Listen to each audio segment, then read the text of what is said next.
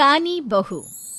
किशोरी लाल जी के बेटे राघव की शादी की बात जगह जगह चल रही थी, लेकिन किशोरी लाल जी को कोई लड़की पसंद ही नहीं आती थी। और उसकी एक ही वजह थी, किशोरी लाल जी का लालची होना। उनको लड़की वालों से मोटा दहेज चाहिए था और इसी चक्कर में एक दिन वो एक बहुत पैसे वाले के घर अपने बेटे का रिश्ता लेकर पहुंचे। उस आदमी का नाम था ओम प्रकाश। देखिए किशोरी लाल जी, मेरी एक ही बेटी है और मेरी सारी संपत्ति जायदाद सब कुछ मेरी बेटी नैना का ही है। पापा, नाम से लगता है बहुत खूबसूरत होगी। कितना अच्छा नाम है ना, नैना। ओ, वैसे बात तो सही है आपकी। अब इतना पैसा है, जमीन जायदाद है, इकलौती बेटी, आप भी क्या करेंगे? सब कुछ उसे ही देंगे ना। बिल्कुल ठीक पहचाना आपने। बस बेटी की शादी और सारी जायदाद उसके नाम। पापा, बिना देखे हाँ कर दीजिए ना। इतना अच्छा रिश्ता फिर कहाँ मिलेगा? माला माल हो जाएंगे हम। मैं अपनी बेटी को बुलाता हूँ। अरे नहीं नहीं नहीं नहीं, आपकी बेटी का नाम नैना है, सुनकर ही लगता है बहुत सुंदर होगी। रहने दीजिए अंकल, मैं तो आपकी बेटी के नाम से ही इतना खुश हो गया हूँ कि उसे बिना देखे शादी करने को तैयार हूँ। अब तो मैं उसका चेहरा सीधे शादी के बाद ही देखूंगा। और इस तरह राघव नैना का चेहरा नहीं देखता और उससे शादी कर लेता है। शादी के बाद अपनी सुहाग रात पर जब राघव नैना का घूंघट उठाकर देखता है तो नैना की आंखें बंद थी। कितने खूबसूरत हो तुम नैना, जरा अपनी आंखें खोलकर मेरी तरफ देखो तो सही।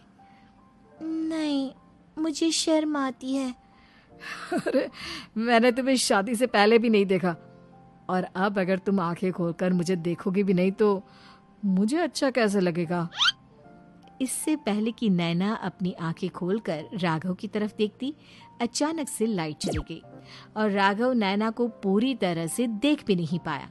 अगली सुबह नैना राघव के लिए नाश्ता बनाकर लेकर आई। अरे ये क्या, आधा पराठा सेका हुआ है और आधा बिल्कुल कच्चा। ये तुमने क्या किया नैना? बहू, तुमने क्या आधा पराठा तवे से नीचे लटका कर रखा था, जो आधा सिका है और आधा कच्चा? मुझे जितना दिखेगा उतना ही तो सीखूंगी ना पापा जी। जहाँ जहाँ मुझे नजर आ रहा था वहाँ मैंने सीख लिया, जहाँ जहाँ नहीं दिखा वहाँ कच्चा रह गया होगा। इसका क्या मतलब है? ये कैसा मजाक कर रही है तुम? अरे बहू, तुमने इतना लंबा घूंघट क्यों लगाया हुआ है? देखो, हमारे घर में बहुओं को बेटी की तरह रखा जाता है, और फिर तुम तो इतना सारा माल लेकर आई हो। देखो, ये घूंघट डालकर रखने की कोई जरूरत नहीं है। हाँ नैना, पापा जी ठीक कह रहे हैं, तुम तो आराम से रहो, अपना ही घर समझो। नैना अचानक से अपना घूंघट उठा लेती है। अरे ये क्या पापा, नैना की तो एक आंख फूटी हुई है। नाम से नैना, लेकिन ये तो कानी बहू निकली। मेरे साथ धोखा हुआ है, धोखा। बिना दिखाए अपनी कानी लड़की मेरे संग ब्याह दी। मुझे कानी भी नहीं चाहिए।